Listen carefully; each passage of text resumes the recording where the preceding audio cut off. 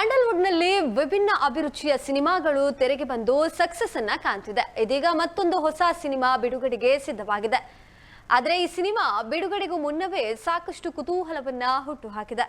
Kannada cinema ರಂಗದ ಮಟ್ಟಿಗೆ ಹೊಸ ಶೈಲಿಯಲ್ಲಿ ತೆರೆ ಕಾಣುತ್ತಿರುವಂತಹ ಸಿನಿಮಾ ಸಾಂಕೇತ್.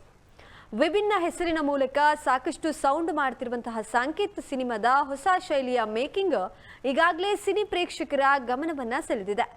ಮಹಿಳಾ ನಿರ್ದೇಶಕಿ ಜ್ಯೋತ್ಸ್ನಾ ರಾಜ್ ಈಗಾಗಲೇ ಅದ್ಭುತ ಮೇಕಿಂಗ್ ಮೂಲಕ ಸೈ ಎನಿಸಿಕೊಂಡಿದ್ದಾರೆ.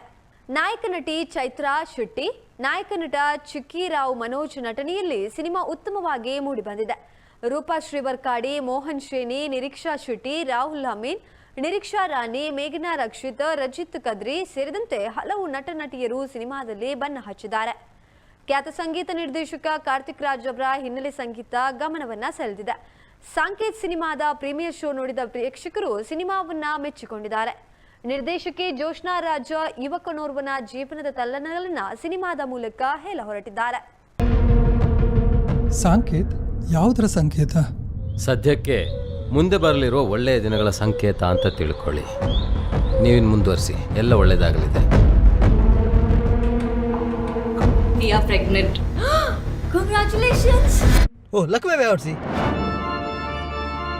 ಆ ಭಿಕ್ಷುಕನ್ಗೂ ಮಗು ಆಗ್ತಾ ಇದೆ, ಆದ್ರೆ ನಂಗೆ ಆಗ್ತಾ ಇಲ್ಲ. ಎಷ್ಟು ಜನ ಮಗು ಇಲ್ಲದೆ ಖುಷಿಯಾಗಿರಲ್ವಾ? They find happiness in other things man.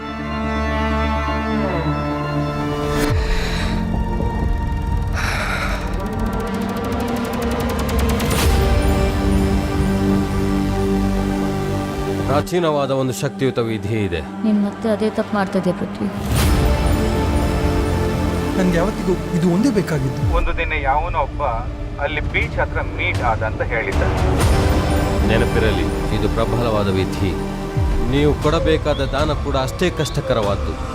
ಹರಕೆನೂ ಆಯಿತು, ಪೂಜೆನೂ ಆಯಿತು, ದಾನನೂ ಆಯಿತು.